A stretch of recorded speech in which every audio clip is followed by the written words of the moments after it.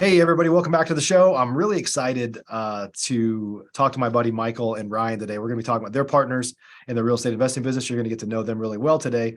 And I talk to people a lot about partnerships, and I have lots of partnerships, and I'm always interested in having these conversations because early on I was a one-man band, or I say my woman was my wife was behind the scenes running stuff. I've never referred to my wife as my woman. She would probably punch me if she heard that. That was an accident, by the way. But at the end of the day, like, none of us that run significant businesses can do it alone. And so it has to come down to people, and partnerships are perfect for the real estate space. And really excited to kind of talk about the power of partnerships with Ryan and Michael today.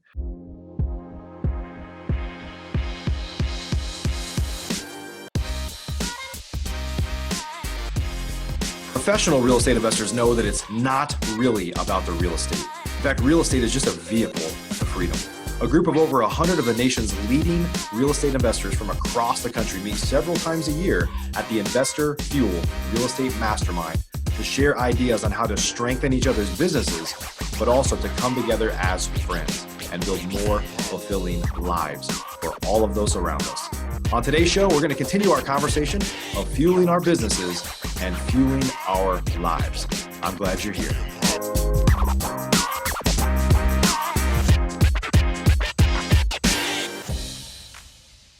Guys, how are you?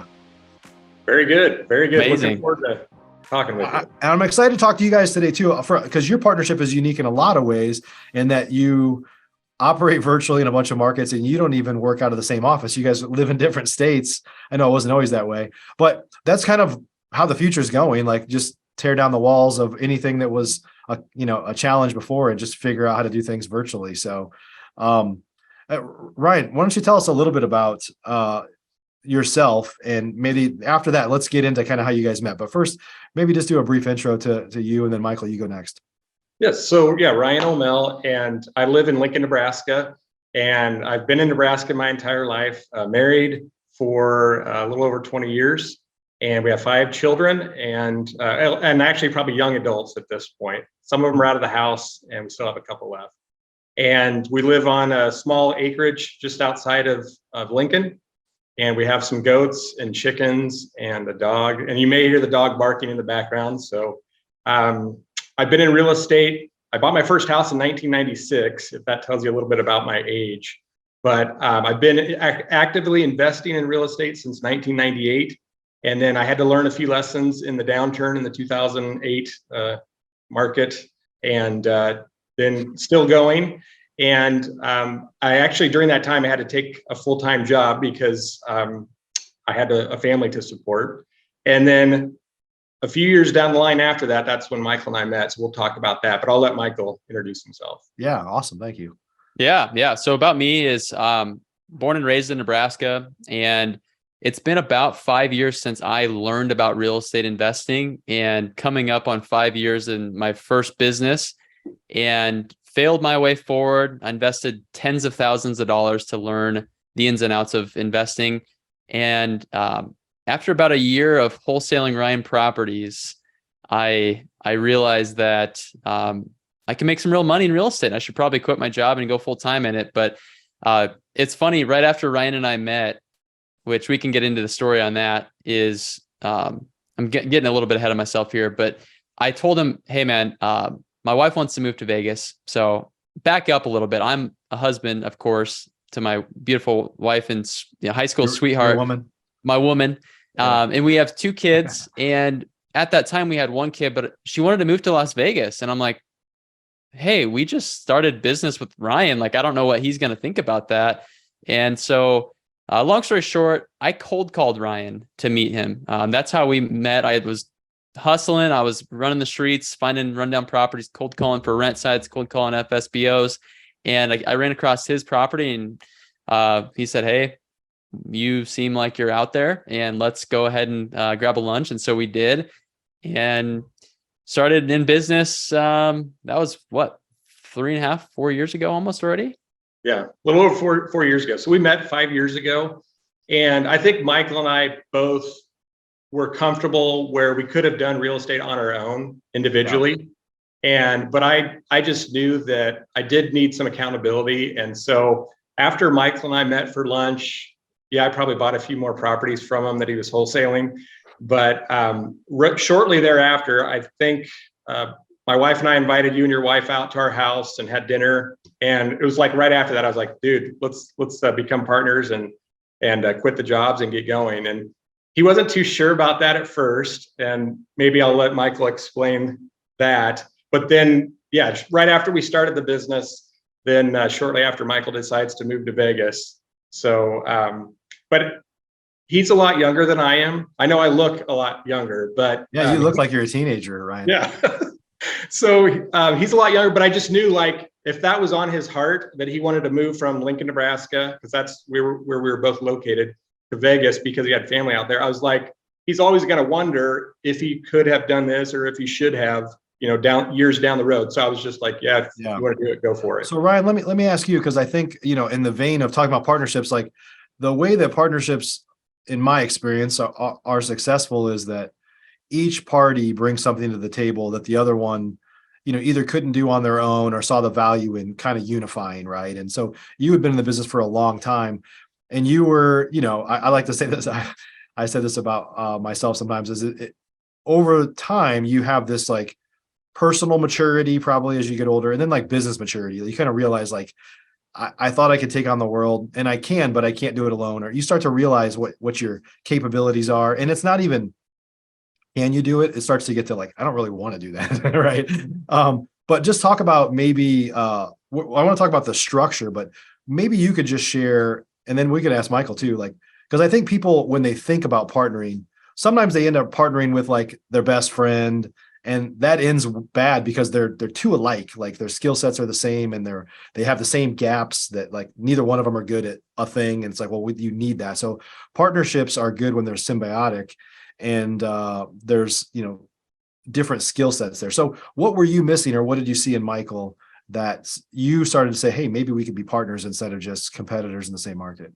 Yeah, so good question. So I should clarify. So after the market crash in 2008, I took a job with the state of Nebraska as a real estate appraiser. And I thought I was going to be there for like a year or two. And, fast forward like 10 years later, and I was still there. And that's about the time when Michael and I met. So it wasn't like I had a business active there. I see. Full time during that time, but then I also was doing real estate deals on the side, so to speak. Yeah. And you wanted to get back in, and you saw that as a path. Yeah. Yeah. And so, I knew I was basically going to be leaving my job within, a year or two. And then Michael and I met, and he called me and off of a for rent sign in the yard of a property that I had for rent. And I just knew like, okay, he's young and he's a hustler. And those are some skills that I might not necessarily have. And that's kind of answering your question. So when we talked, it was just evident that he was, intelligent, not as good looking as I am, but I'll let you guys fight that one out. Yeah. And I had a feeling that was going to come up. But I could just tell he had some talent and some skills that I didn't have. But then I knew that I had a lot of experience with real estate. I'm a certified general real estate appraiser. I worked for a title insurance company years ago, and I had flipped and remodeled probably 20 or 30 houses, previous to that. So I just knew I had a lot of knowledge, but I wasn't like skilled in all those different areas. And so that's where I think Michael and I complemented each other. And that's why I wanted to talk to him about becoming a partner at the time. And it's worked out well because we do have we have the same core values. So I guess that's one. Yeah, that's an important thing. Mention. Yeah. So we talked about that at the very beginning because faith is really important to me and my wife. And so Michael and I talked about that. And we both knew that in this profession, you can make money pretty quickly and you can be a little dishonest and make even more money. But we wanted to be in business for the long haul, and we wanted to do things the right way. And so we aligned in that respect. But I just knew that Michael was, good at those areas that I was not. And so we talked, but we didn't like at the very beginning, we never did like establish like set, I guess, roles, if you will. We just kind of like morphed into it. So maybe Michael can expand on that a little bit. Yeah, Michael, go ahead. Tell us what you saw in Ryan in terms of, because I know how it works. When I was younger, I thought, I don't need no stinking partners. Like I can do all this myself, right? And it just took time to realize the power of collaboration and partnerships. But what did you see early on? Because my guess is you just wanted to wholesale him houses, at some point, and then it popped in your head, or maybe he popped it in your head about the opportunity to work together? Yeah, I had no idea that I would have been going into a partnership. It was probably 7 or 8 months from the day that I found out about wholesaling and started actually finding some success, because it took me 6 months to get my first deal. But then when I met Ryan, I realized that I could wholesale a lot of houses, but I felt like there was a missing component, and that was the desire to even want to flip properties, because flipping contracts was just so much easier for me. And I'm like, do I really want to reinvent the wheel with the construction, the project management, all of that stuff? Or could we just partner up and I just wholesale him a deal per se within our own business, except for we can then maximize that profit. So it allowed us to give ourselves an ability to make a lot more money doing that versus leaving, obviously as a wholesaler, you have to leave money on the table for the investor, but by having the ability to just keep that in-house, it was big. And I think the biggest thing is his expertise in real estate and valuing properties, and then just the alignment in our goals. I talked to a lot of people prior to Ryan, and a lot of people in my market started approaching me. Not to sound full of myself, but I did have a lot of people come up and say, "Hey, we want to partner with you. We want to do the same thing that Ryan wanted to do." And I had conversations with everyone. I listened and I evaluated, and it seemed to me that we were on the same path versus other people. They already had businesses. They were basically trying to buy me as an employee, and I didn't want that. I wanted to have my own business, and that's why what Ryan and I created is pretty cool, and it's been a fantastic partnership since we started 4 years ago. Yeah, that's awesome. That's awesome. Maybe you could talk a little bit, Michael, about the just kind of high level about the structure of. You said Ryan said that you guys didn't clearly define your roles before you started, and you just kind of fell into it. For folks that are listening, that's one of the things that I would definitely advise you on. You guys would probably say that too, if you have those conversations up front, because what you don't want to do is, start a relationship with all the intentions of this being a long-lasting thing, and then right out of the gate, you're like, oh, you're not good at this, or like literally at this point. I remember when I partnered with Jason Lewis on our business, he's like, hey, will you take a predictive index before? It was just like, he was profiling me and everything. I was like, man, I'm great at everything. What are you talking about? So, but in hindsight, it was good to really know who you're effectively getting into business with, right? Getting in bed with ultimately, because it's like a marriage. Like, you don't ever want that thing to break up. And, not saying that you should go profile test your spouses, or potential spouses, but maybe, I don't know. But Michael, talk a little bit about how you guys kind of divide and conquer, and then maybe a couple tips that you guys wish you had done differently than you did. Not that it's not worked out, but just advice for people that are listening. It's really funny to think back to this, because I just remember we were officing out of one of Ryan's houses when we first met, and we had every intention to build an org chart, to establish the seats. We were following EOS with an intern. We had hired an intern. He'd come, we'd have a meeting, and we'd talk about all these things about what seats people need to be in, all this and that. But then what happened is Ryan quit his job. I quit my job. We needed to make revenue. And we just threw all that on the back burner and we'll just get back to that later. Yeah. And we just started making deals. And so defining the roles, I think we both knew what our skill sets were, and mine were sales. And I actually enjoy talking to homeowners and making deals. And so my role at the time was just to, market, to find the opportunity. And then I would go close the deal. And then on the backside, Ryan would take on the project. So that was the simplest way to put it. And obviously we were missing a lot of components along with the operational, and hey, what about the books? What about hiring and all of these things? But eventually we just found our way by time and discussions and failing maybe forward. You could talk a little bit about Ryan, maybe you could talk a little about the money side, because that's always an important part of a partnership, is who's putting in what, and if you have to borrow money for your business and things like that. Like, how did you guys do that in a way to where it made sense for everybody? And, sometimes that's how partnerships are. It's like, there's a money side and that's really all they do. And then there's the operator side, but you guys are both operators and you have different functions inside of the business. But how do you keep the money side fair to where everybody was happy with it? Well, I think that's a good question. From the very beginning, we knew we were going to split pretty much everything 50-50. I say pretty much because there was one deal that when we first got started, it was a little bit bigger than I would normally do. It was a 12-plex instead of just a regular house.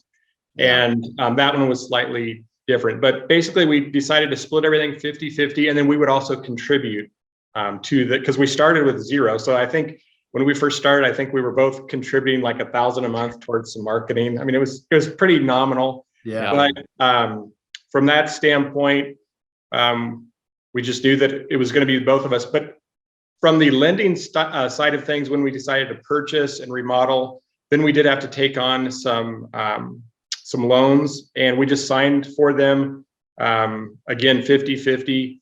But at the time, I did have some equity built up, and some lines of credit. And so that definitely helped things. So getting started, we went that route, but we could have borrowed money from private lenders or from other sources.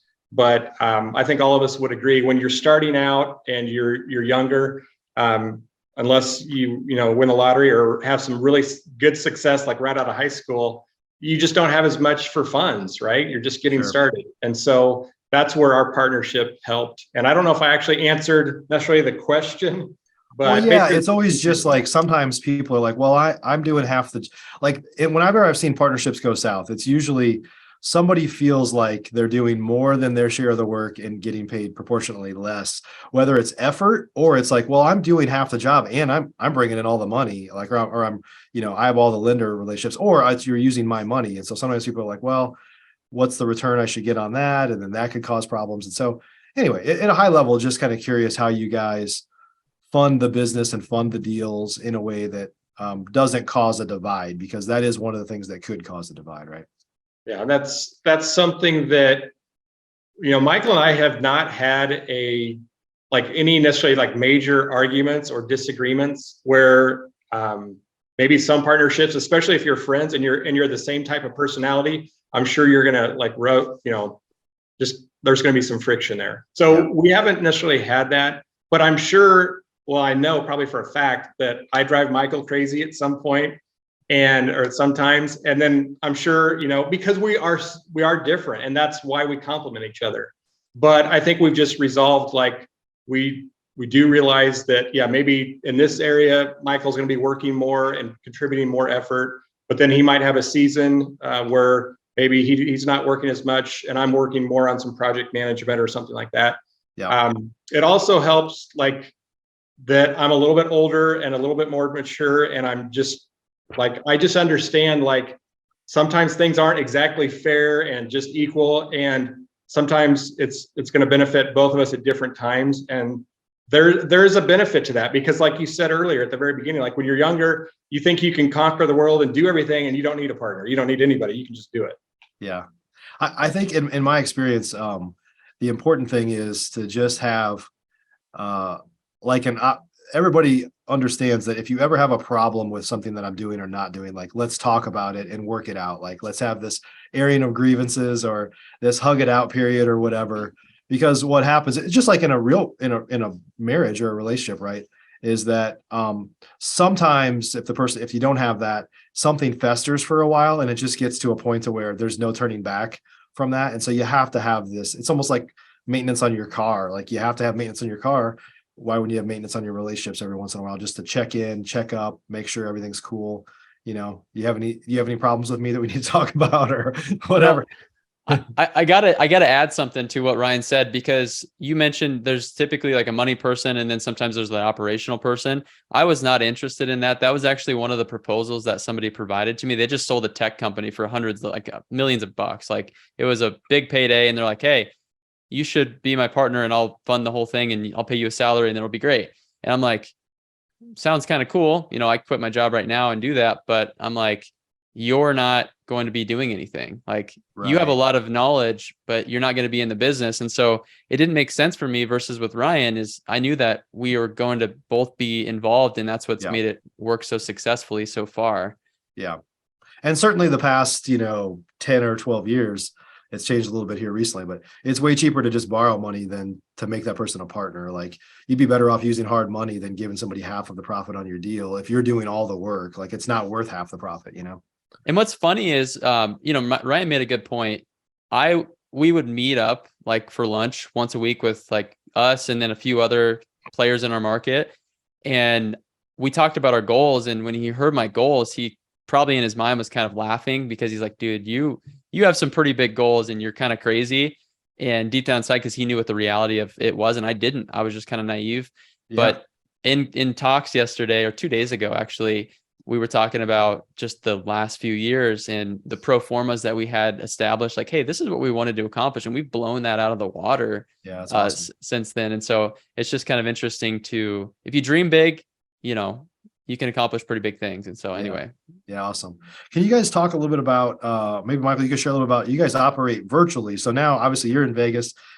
Most of your business has been in Nebraska, but you guys are operating in several different markets now. So not only are you located in different markets, you're investing in a bunch of markets where in some instances where neither of you live, right? So just maybe talk about that and kind of your vision for the future of your business operating virtually. Yeah. So it's a lot of lessons learned as we've expanded. Obviously, we thought it would be a cakewalk.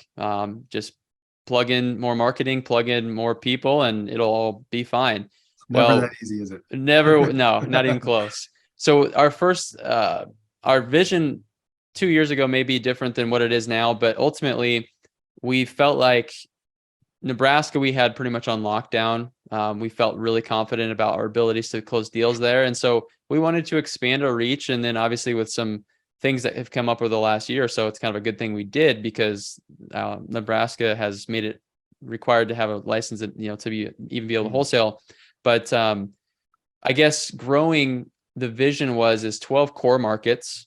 So we wanted to have 12 core markets where we could basically replicate what we've been able to do in Nebraska and then just plug in and then continue to do that in these 12 core markets. And big picture, we wanted to be national and having a very big presence with that. And what we've learned is scaling a team has had its challenges, right? Sure. Holding people accountable, closing the gaps on, hey, you should have closed that deal. And we just spent $30,000 in marketing to get these leads for this month. And, if we don't get XYZ, then we can't continue to grow how we want to. And so it's like having those conversations and just realizing that leadership is everything when it comes to growing. And so, that's a long story short, I guess. But Ryan, what do you have to add to that in terms of the market and growing and all that? Well, I would say that, so from the very beginning, we knew we had goals that were bigger than just being in Lincoln or Omaha, Nebraska. Mm-hmm. And so we aligned there, but it's like, how did we want to grow that? Michael mentioned we wanted to be in 12 core markets. And we did start that. And our first test run was in Tampa and Orlando, Florida. And Michael can probably provide some more insight on that. But it did not go as planned, which that's kind of the way it goes. But now, obviously, Michael moved from Lincoln, Nebraska. He lives in Las Vegas. So he's already been doing a lot of the acquisition virtually and handling some of the operations and the team. And then more recently, we've done marketing in Denver, Colorado, Des Moines, Iowa, Sioux Falls, South Dakota, Las Vegas, and I'm sure there's some others. And we've hired some acquisition people and dispositions that are also virtual. They don't live in Lincoln, Nebraska or Las Vegas. And it's had some good results. And as Michael said, we're learning some lessons on leadership, and that's kind of our biggest pain point right now. But Michael, do you want to expand a little bit maybe on the different markets and how that's going and provide some insight for some others on that?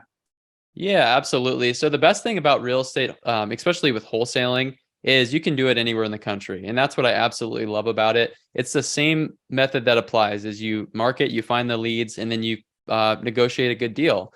And so we knew what we had worked because we had success with it. And that was during the hottest market in real estate. We did, 40 to 60 deals the first couple of years in business and each year. And that was like when the real estate market was nuts. And we're like, okay, well, we're pretty good. We can go plug into this market, do the same thing. So we hired 5 cold callers. We plugged in Google Ads. We started basically spending $20,000 to $30,000 a month in Florida. And we had hired an acquisition manager, and we would still be running that market, I think, if the 4 or 5 contracts that person had were kind of like fluke deals. They all, like 3 out of the 4 fell through. We made money. We probably broke even after all things considered. But the lesson that was learned is we didn't really have any like good onboarding process. We didn't have any like huddles. It was just like, hey, here's how you do it, and like go. And so as you start to grow, you realize that if you have this market and this market, and you have these team members that are kind of needing some help still, and you don't have a leader in place to be able to assist them, then you're going to be getting pulled in too many different directions. And that's kind of what happened. And so we rewound. We realized that we can go deeper and we can improve our systems and processes. And we need to have somebody showing up to a daily huddle. We need to have metrics and tracking of not only the marketing, but also the offers and the contracts and the projected profits and all these things. But you just don't know that in the beginning until you kind of go through some things where you may learn some lessons.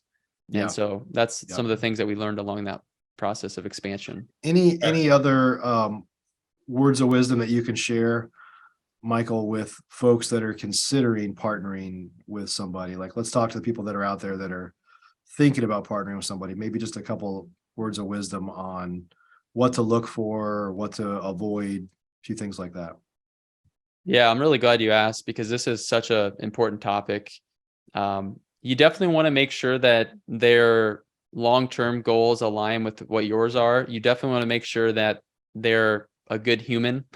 As crazy as that sounds, you don't really know until you've actually done some business. So Ryan and I, we did several deals together. So I got a feel for how he rolled, and we met and had lunch several times before we decided to do that. So you really got to get to know the person. So that's key. But also, what value do they bring to the table? Are they just wanting to partner with you because they can see that you have probably what's most people consider the hardest thing to do is find the deal? Are they only wanting to partner with you for that reason? Or are they wanting to partner with you because you guys can do some big things together long-term, not just like a make money? There's a lot that goes into a partnership. So those are a few things I'd mention. Anything you'd add, Ryan? Well, I would say, like, if I had to do it all over again, I probably would have done a predictive index on Michael, and that probably would have, no, I'm just kidding. But no, I think that Michael, I mentioned it earlier and Michael has said it as well, but I think, Mike, you mentioned it as well. Like, a lot of times when people are first getting into business or starting, it's like, it's natural to want to connect or partner with somebody that's like a family member or a friend, because it's easy and it's convenient. And you think that, hey, because this friend or family member, we're always talking about this business idea or whatever, that, hey, this is just going to go great. But you forget about the fact that, yeah, what skills, what talents do they bring to the table, and how are they going to complement you? Because it is a long-term relationship, and Michael and I both knew that and know that. And it is like a marriage, because we're actually buying, not only do we have the business, but we are buying long-term investments together. So that's tying us in for a long-term relationship. And so that's probably the biggest thing. It's been overstated, but it's very important. So yeah. Michael, would you mind? So one of the things that you guys talked about is, obviously you get a lot of wisdom as you move forward, and like how you would do it differently or what you do differently on here. We all, that's how evolution works, right? Is you touch a hot stove and you're like, okay, don't do that again. And you try something that works, you're like, okay, do more of that. Right. And we're all like Pavlov's dog, right? We just like, oh, this worked, do that. Don't do that. But obviously one of the benefits is obviously experiencing it yourself. And one of the best ways to move forward that I found in your business is to learn from others too, right? You guys are both in the Investor Fuel Mastermind. Would you mind, maybe Michael, just kind of sharing a quick testimonial on your experience of being a part of Investor Fuel? Absolutely. Yeah. So I've been in a lot of masterminds. So I'm gonna caveat with that. And I've met a lot of amazing people, and every mastermind has a little bit different of a feel. And what I love about what you've created, Mike, is the camaraderie. when you show up, you truly feel like you're going to be hanging out with friends, but it's not just like friends that want to just hang out with you, to just hang out and like take. A lot of people in the group are givers, and that's one thing that I've noticed that you've done a great job on is like, hey, don't just come to take, go there to be vulnerable and share and give. And I've met some incredible people through the mastermind already. In fact, we've done deals with some the members in there as well. And so I just love the network and the community, and it's been a great experience.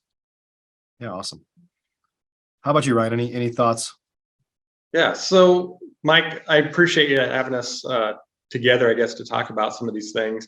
But of all things, Michael is the one that got me introduced to education, because as far as spending some significant money investing in education or a mastermind, because when Michael and I started, I had not spent hardly anything. I guess, learned from the School of Hard Knocks. And so there is a benefit to joining, networking, talking, and learning from others that have been through it. And so from that standpoint, we've been members of Investor Fuel for going on just 1 year right now. I think last January was our first meeting. In Vegas. So, yeah, in Vegas. Yeah, that was fun. We got to see Mike do the big guns, right? That was awesome. But anyhow, the benefits, I guess, for me would be that I've noticed is a lot of what Michael had said about people giving and being willing to share. But if you go to one of the events, you'll notice that people in the morning at breakfast, before the event even starts, they're talking, they're sharing stories, they're helping each other out. And then, of course, during the meetings, you get to learn even more and network. But then afterwards, there's events in the evening. I mean, so it's literally like from, I don't know, maybe 6 or 7 in the morning until probably 11, 12 o'clock at night, or later if you go out to the bars. But it's been a great experience. And it is my first mastermind, so I can't really compare it to anything else. But I do love the family atmosphere and the fact that people want to give and help each other out. So, yeah, well, we appreciate you guys being a part of it. I know you guys are both big givers too, and I think that's what makes the difference here. Is it's not just coming to an event to pound your chest or hide behind problems you're having. It's like, let's talk about those problems and work it out. That's the value of the group, is getting around effectively a room full of people that actually care about you and want to help you solve the problems you have. And nobody there, ideally nobody has so much ego that they have to pretend to be somebody that they're not, and they can really kind of share what's working. And hopefully, like a lot of folks look back and say, I couldn't have done this without being a part of the group. Or it's not me, and it's not even Investor Fuel per se. It's just the community of people that are willing to help anybody, right? And I think you guys would agree, like, even outside of the events, like just calling somebody or sending them an email, like everybody's busy and everybody's open to like help each other out whenever they can, because it's this kind of a group of just givers that are sharing and willing to take time out to help each other, because they hope that if they ever need it, that they'll get that back, right? 100%. Yeah. Awesome, guys. Well, hey, thanks for sharing all your experiences as a partnership and your business with us. Thanks for sharing some tips on, pros and cons of, or kind of what to look for in a partnership, because this is a perfect business to partner in, I think. And I think a lot of folks go into it a little more blind than they should be. And some of the stuff you shared today, I think, will be helpful. Absolutely. Guys, if folks want to connect with you guys, Michael, you have a podcast, you guys are operating a bunch of markets. You got a lot of stuff going on. Where should folks go to just connect with you guys if they want to? Yeah. So I'll speak for myself first, and then Ryan can speak for him. I would say for me, social media, you can find me on Instagram, Michael McDonald, REI. You can find me on Facebook, Michael McDonald. And then obviously I have the podcast behind me, The Virtual Millionaire Show, where we show people how to start and scale their business. And so check that out. And then as for you, Ryan, what you got? Well, I have so many places on social media to reach out to me. Actually, I don't. I really am not active on social media. And I took a sabbatical from Facebook, which was my one point of social media. So I guess if they need to get a hold of me, look up Rocket Home Buyers in Lincoln, Nebraska, and they can give me a call. But otherwise, reach out to Michael and he'll connect us if we have to. So it's funny when people talk about like not being active on social media. because I'm way too active and way too involved. And I'm like, I kind of appreciate that. Like I wouldn't mind swapping places with you sometimes. So awesome. Well, we'll add links for all those things down below in the show notes here for any of you that couldn't write it down there. So guys, thanks again for spending some time with us today. Really appreciate you. Always good to see you. Looking forward to hanging out with you week after next at Investor Fuel. Absolutely. Look forward to it. All right. See you, Mike. Thank you. And everybody have a great day. Hope you got some value. By the way, if you haven't yet talked to us about Investor Fuel, if you're a professional single family real estate investor and active or a multifamily investor, we'd love to talk to you. Just go to investorfuel.com and you can click apply, which basically means schedule a call with us to learn more about it and see if you're a fit, see if we're a fit for you. So go to investorfuel.com to learn more. Until then, see you on the next show. Thanks, guys. Are you an active real estate investor? If so, and you want to latch on to the power of surrounding yourself with over 100 of the nation's leading real estate investors, all committed to building stronger businesses and living richer, fuller lives, you should jump on a call with us to learn more about Investor Fuel. Simply visit investorfuel.com to get started.